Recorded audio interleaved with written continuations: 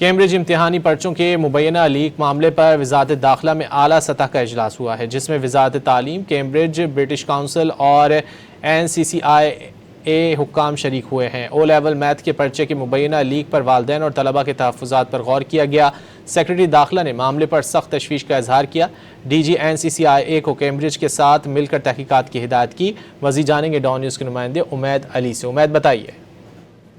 بالکل، کیمبرج امتحانی پرچوں کے مبینہ لیک معاملے پر اعلیٰ سطح اجلاس طلب ہوا ہے۔ اعلیٰ سطح اجلاس وزارت داخلہ میں ہوا تو کیمبرج امتحانی پرچوں کے معاملے پر اہم اجلاس کی جو صدارت سیکرٹری داخلہ محمد فروغ مہاجر نے کی، وفاقی وزیر داخلہ محسن نقوی اور وزیر تعلیم خالد محفوظ صدیقی کی ہدایت پر یہ اجلاس ہوا۔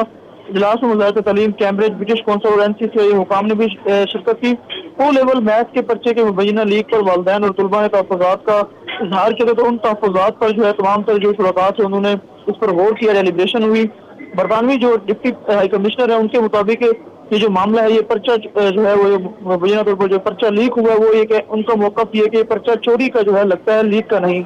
تو کیمبرج حکام کا جو امتحانی نظام ہے اس میں شفافیت برقرار رکھنے کا انہوں نے جو ہے اس پہ زور دیا ہے اور کہا ہے کہ دوسرے امتحانی پرچے کے مبینہ لیک پر بھی کیمبرج سے جو ہے وضاحت طلب کی گئی ہے۔ کیمبرج حکام نے جلد باضابطہ موقف دینے کی یقین دہانی جو ہے چلائی ہے۔ سیکرٹری داخلہ نے معاملے پر تشویش کا اظہار کرتے ہوئے DG NCCIA کو کیمبرج کے ساتھ مل کر تحقیقات کی ہدایت کی اور شفاف تحقیقات اور بروقت حقائق سامنے آنے پر جو ہے زور دیا گیا ہے۔ طلباء اور والدین کے اعتماد کی بحالی کے لیے مشترکہ اقدامات پر جو ہے اتفاق کیا گیا ہے۔ جی بہت شکریہ امید علی ان تفصیلات کے لیے۔